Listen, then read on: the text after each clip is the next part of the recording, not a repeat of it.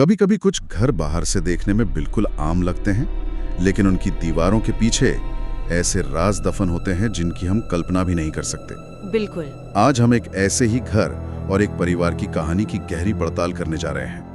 ये कहानी है डॉनविन परिवार की और उनके अनुभव को दुनिया के सबसे मशहूर पैरानॉर्मल इन्वेस्टिगेटर्स एड और लॉरेन वॉरेन अपनी जिंदगी के सबसे खतरनाक मामलों में से एक मानते थे। हाँ।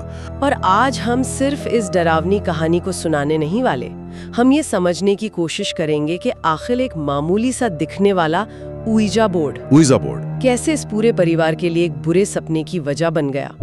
हम इस कहानी के हर पड़ाव को देखेंगे और ये विश्लेषण करेंगे कि हालात इतने कैसे बिगड़ गए। तो चलिए शुरू करते हैं। कहानी है टेड और एलन डॉनविन की, जो अपने बच्चों के साथ एक नए घर में शिफ्ट हुए हैं। अच्छा, इलाका आम सा घर। शुरुआत के कुछ महीने बिल्कुल शांत थे, मतलब जैसा होता है किसी भी नए घर में। बिल्कुल, लेकिन इस शांति के पीछे एक तूफान पल रहा था, जिसकी शुरुआत हुई परिवार की 19 साल की बेटी पैटी से। हाँ, पैटी, वो इस कहानी का केंद्र है ना? बिल्कुल।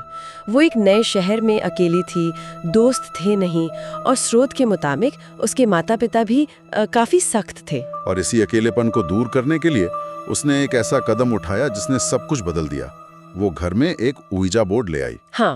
एक मिनट, जो लोग नहीं जानते उनके लिए क्या हम बता सकते हैं कि ये ऊइजा बोर्ड असल में होता क्या है? क्योंकि ये सिर्फ एक खेल तो नहीं है। बिल्कुल नहीं। ऊइजा बोर्ड एक फ्लैट बोर्ड होता है जिस पर अक्षर, नंबर और हाँ, नहीं, अलविदा जैसे कुछ शब्द लिखे होते हैं। और साथ में एक पॉइंटर होता है। हाँ, एक तिकोना पॉइंटर, जिसे प्लानशीट कहते हैं।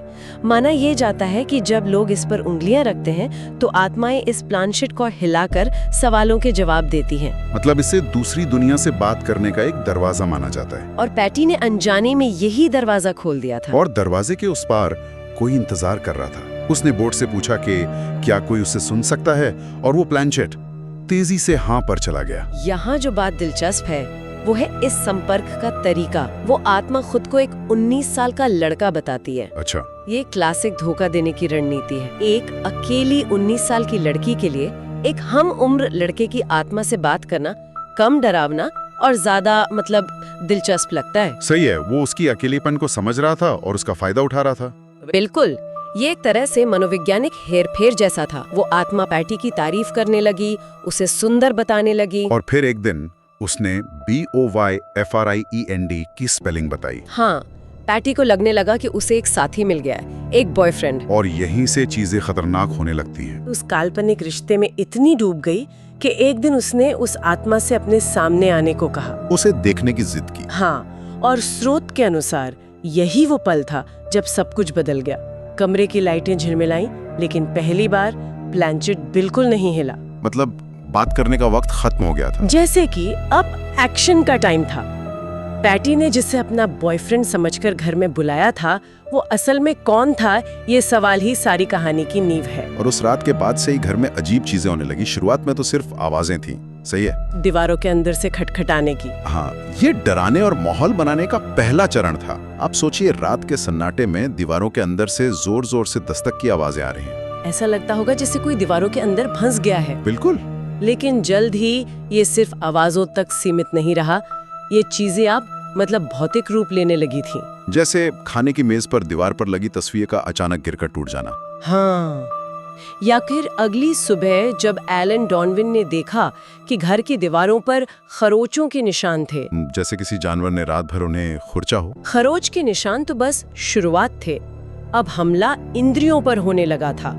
घर में सड़े हुए मांस और सल्फर की एक बहुत तेज बदबू आने लगी। ये बदबू अचानक आती और फिर गायब हो जाती। हाँ, शुरुआत में, लेकिन धीरे धीरे ये बदबू घर में बस गई। एक मिनट, आपने कहा सल्फर की बदबू, इसका कोई खास मतलब होता है क्या? पैरानॉर्मल और खासकर डेमोनोलॉजी में सल्फर की गंध को एक बहुत बड़ा खतरे का संकेत माना जाता है। अच्छा।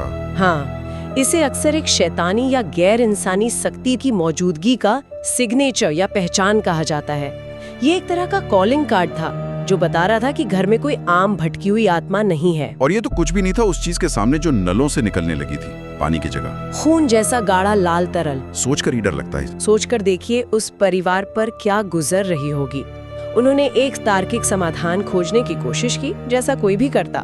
प्लम्बर को बुलाया गया, उसने कहा कि ये पुराने पाइपों की जंग हो सकती है। ये तो स्वाभाविक है सोचना। बिल्कुल, लेकिन जब पाइप ठीक होने के बाद भी हर नल से परिवार के हर सदस्य के लिए वही लाल तरल निकलने लगा, तब ये साफ हो गया कि ये पाइप की समस्या नहीं है। ये एक मनोवैज्ञानिक हमला था। हाँ, वो शक्ति घर में जीवन और पवित्रता के सबसे बड़े प्रतीक यानी पानी पर हमला कर रही थी। ये सब तो बहुत डरावना था, लेकिन कहानी में एक रात ऐसी आती है जब ये सब छोटे मोटे संकेत एक बड़े तूफान में बदल जाते हैं। वो रात थी 31 मार्च 1974 की। क्या हुआ था उस रात? परिवार ड्राइंग रूम में टीवी देख रहा था जब अचानक लाइटें झिलमिलाने लगी और टीवी बंद हो गया।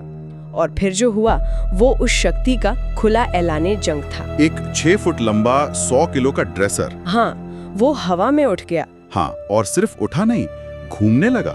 मेरे मतलब है, ये कैसे मुमकिन है? ये कोई कप या प्लेट हिलाने जैसा नहीं था, ये तो ताकत का एक भयानक प्रदर्शन था। बिल्कुल, कुर्सियां, तस्वीरें सब हवा में तैरने लगी। यहाँ से तो तर्क की सारी हदें पार हो गई। ये वो पल था जब उस चीज ने पर्दा हटाकर अपनी असली ताकत दिखाई। हाँ, वो कह रही थी मैं यहाँ हूँ और मैं कुछ भी कर सकता हूँ। इसके साथ ही एक काले साये ने पूरे घर को ढक लिया और एक अजीब जानवरों जैसी गुर्राने की आवाज गूंजने लगी। अब ये एक सूक्ष्म संकेत नहीं थे, ये सीधा आतंक था। बिल्कुल। डर के मारे टेड डॉनविन पूरे परिवार को लेकर एक होटल चले गए, लेकिन खौफ ने उनका पीछा वहां भी नहीं छोड़ा। होटल के कमरे में भी वही सब होने लगा। लाइटें जलना बुझना, चीखें, और उन्हें होटल से निकाल दिया गया। हाँ, और ये कहानी का सबसे अहम मोड़ है। जब घटनाएं परिवार का पीछा करने लगे तो इसका मतलब है कि समस्या घर में नहीं बल्कि परिवार के साथ है। बिल्कुल। पैरानॉर्मल के भाषा में वॉरेन इसे ही हॉन्टिंग और इन्फेस्टेशन के बीच का फर्क बताते हैं। अच्छा, क्या फर्क है दोनों में? एक हॉन्टिंग में आत्मा या ऊर्जा किसी जगह से जुड़ी होती है, लेकिन ये एक इन्फेस्टेशन था। इसका मतलब था कि एक शैतानी शक्ति अब उस घर से नहीं बल्कि सीधे सीधे डोनविन परिवार से, खासकर पैटी से जुड़ चुकी थी। तो वो कहीं भी जाते ही उनके साथ जाती। हाँ, और ये कहीं ज्यादा खतरनाक होता है। जब वो घर वापस आए तो मंजर और भी भयानक था। घर पूरी तरह तबाह हो चुका था। कालीनों पर क्लीनिंग फ्लूइड और परफ्यूम फैला हुआ था। दीवारों पर गंदी गंदी गालियां लिखी थीं। और पड़ोसियों ने भी पुष्टि की कि जब परिवार नहीं था तब भी घर के अंदर से गुर्राने और चीखने की आवाजें आ रही थी। ये उस शक्ति का गुस्सा था कि परिवार भागने की कोशिश क्यों कर रहा है। वो उन्हें मानसिक रूप से तोड़ना चाहती थी।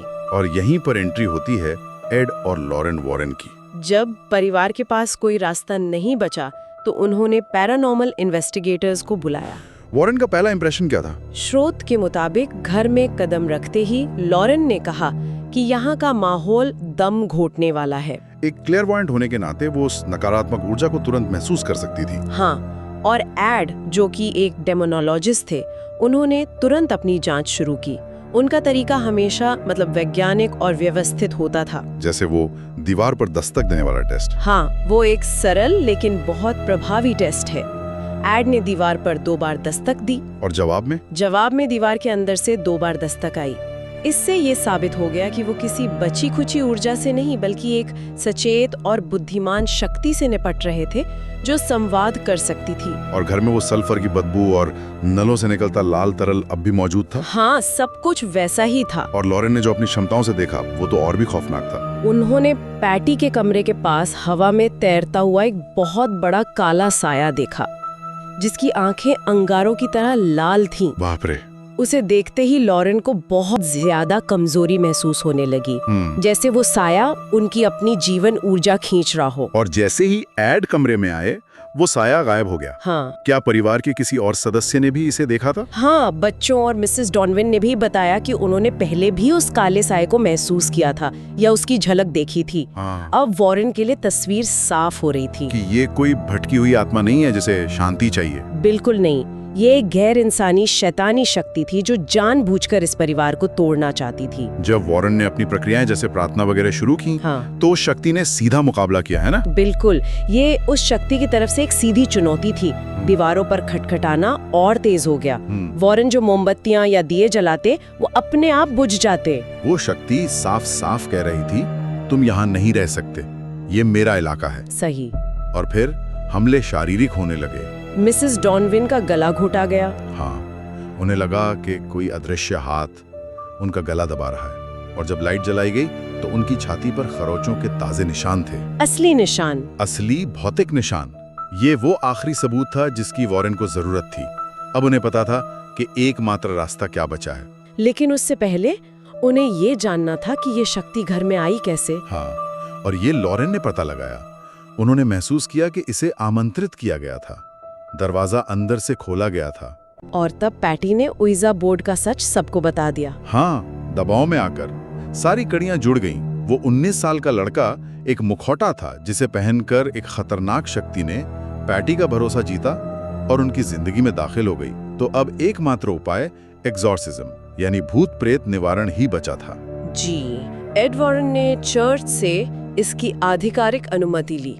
एग्जॉर्सिज्म कोई मजाक नहीं है, ये एक बहुत ही गंभीर और खतरनाक प्रक्रिया है। ये उस शैतानी शक्ति के साथ सीधी लड़ाई होती है। बिल्कुल। और स्रोत के अनुसार वो घर एक युद्ध के मैदान में बदल गया था। पूरी तरह से। कमरे का तापमान अचानक बर्फ जैसा ठंडा हो गया, दीवारें कांपने लगी, कई खिड़कियां एक साथ टूट गईं। और वो काला साया वो सबके सामने प्रकट हो गया। हाँ, जिसका जिक्र लॉरेन और परिवार ने किया था, वो उस शक्ति का अपनी पूरी ताकत दिखाने का आखिरी प्रयास था। और फिर उसने पैटी पर कब्जा कर लिया। हाँ, एक आखिरी कोशिश में उस शक्ति ने पैटी के शरीर में प्रवेश कर लिया जो उसकी मेजबान थी। प्रक्रिया के चरम पर पैटी हवा में उठने लगी, उसकी आंखें लाल हो गईं। जैसे जैसे प्रार्थनाएं तेज हुई, पैटी दर्द से चीखने लगी और फिर अचानक 5 फीट दूर दीवार से जा टकराई और बेहोश हो गई। और उसके बाद शांति। बस ऐसे ही।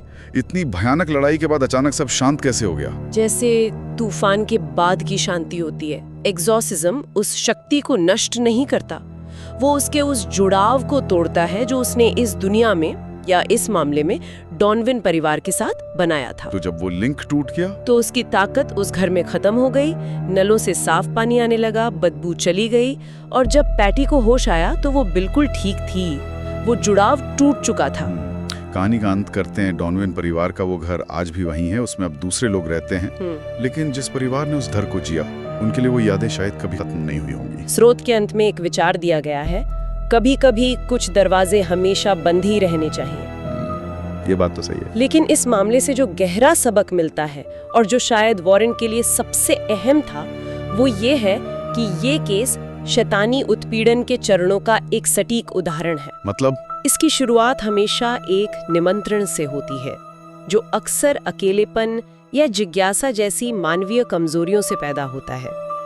फिर आता है इन्फेस्टेशन, जब वो शक्ति किसी इंसान से जुड़ जाती है और अगर इसे न रोका जाए तो ये पूर्ण कब्जे यानी पोजेशन तक जा सकता है। तो डॉनविन मामला इस भयानक सफर की एक तरह से केस स्टडी है। बिल्कुल। कि कैसे एक खेल एक परिवार की आत्मा के लिए जंग में बदल सकता है। ये सोचने पर मजबूर करता है कि हम अपनी जिंदगी में किन चीजों को आने देते हैं, कौन से भावनात्मक दरवाजे अनजाने में खुले छोड़ देते हैं। और क्या पता दरवाजे के उस पार कौन इंतजार कर रहा हो।